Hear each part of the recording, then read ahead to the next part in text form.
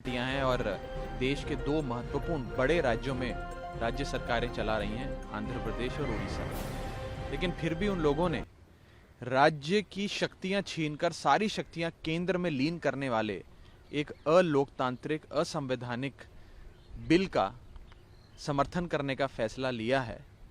उस पर बस मुझे इतना ही कहना है कि कुछ तो मजबूरियां रही होंगी, यूं ही कोई बेवफा नहीं होता।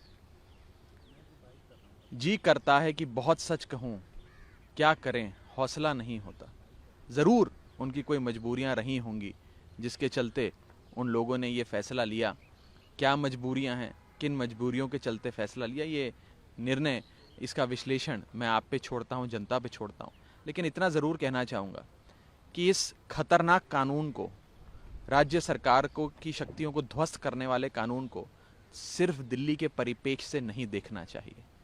अगर ये कानून और ये प्रयोग दिल्ली में सफल हो गया, भाजपा इसे दिल्ली में लागू करने में सफल हो गई, तो फिर ये देश के तमाम गैर भाजपा राज्यों में लागू किया जाएगा और गैर भाजपा राज्यों की सरकारों की शक्तियां छीनी जाएंगी।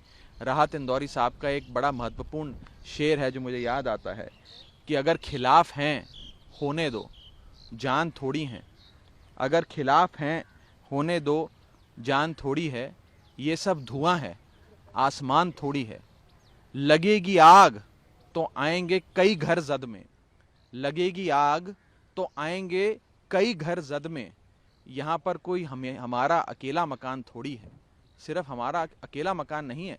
अगर हमारे घर में आग लगेगी, अगर हमारी राज्य सरकार की शक्तियां छीनी जाएंगी, तो वो दिन दूर नहीं कि आप लोगों की राज्य सरकारों की जो शक्तियां हैं वो भी ये केंद्र में बैठी एक डिक्टेटरशिप और हिटलरशाही में विश्वास रखने वाली सरकार आपकी भी तमाम राज्य सरकारों की शक्तियां छीन लेंगी। मुझे लगता है अपनी मजबूरियों को वो बेहतर समझते हैं, तो आगे की बात वो रखें इस पर, वो बेहतर है। आम आदमी पार्टी का मकान भी दिल्ली में है, अस्थाई।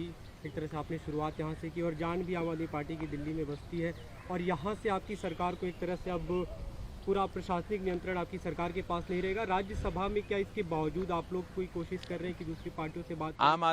आम आदमी पार्टी की जान दिल्ली वालों के दिल में बसती है और दिल्ली वालों के दिल में आम आदमी पार्टी के लिए बहुत प्यार है। दिल्ली वाले अरविंद केजरीवाल जी से, अपने परिवार के बड़े बेटे अरविंद केजरीवाल जी से इतनी मोहब्बत करते हैं कि लगातार उनको वोट देते आए। बीजेपी ने लाख कोशिशें करी पिछले 10 साल में हमारी शक्तियां छीनने की। कभी ऑर्डिनेंस ले आए, कभी बिल ले आए, कभी नोटिफिकेशन ले आए, कभी उपराज्यपाल को हम पे छोड़ दिया, न जाने क्या क्या किया, कई प्रकार की जांचें बिठा ली। लेकिन ये दिल्ली वाले हैं जो अपने बेटे अरविंद केजरीवाल जी को लगातार प्यार करते रहे और आशीर्वाद देते रहे। तो मुझे लगता है कि बीते 25 सालों में भारतीय जनता पार्टी जो एक भी चुनाव दिल्ली में नहीं जीत पाई, ये उसकी भड़ास और उसकी ह्यूमिलिएशन का बदला लेने के लिए ये दिल्ली वालों को, दिल्ली के 2 करोड़ लोगों को गुलाम बनाने के लिए, मैं बड़ी जिम्मेदारी से कह रहा हूं, दिल्ली के 2 करोड़ लोगों का लोकतांत्रिक अधिकार छीनकर उनको गुलाम बनाने के लिए ये कानून बीजेपी लेकर आई है। ये एक एंटी नेशनल बिल है।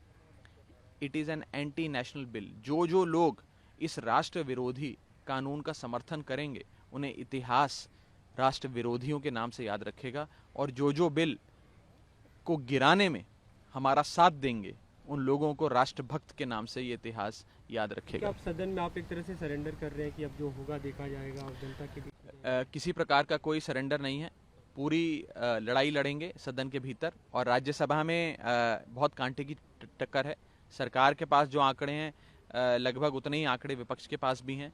पूरा इंडिया ब्लॉक एकजुट है, मजबूत लड़ाई होगी। पूरी मुस्तैदी से हम देश के संविधान को बचाने के लिए, देश के लोकतंत्र को बचाने के लिए ये लड़ाई लड़ेंगे। और मैंने पहले भी ये बात कही थी, फिर एक बार कहूँगा कि ये मात्र एक छोटे से बिल पर मतदान की बात नहीं है। ये एक धर्म युद्ध है जिसमें धर्म हमारे साथ है, अच्छाई हमारे साथ है, सत्य हमारे साथ है।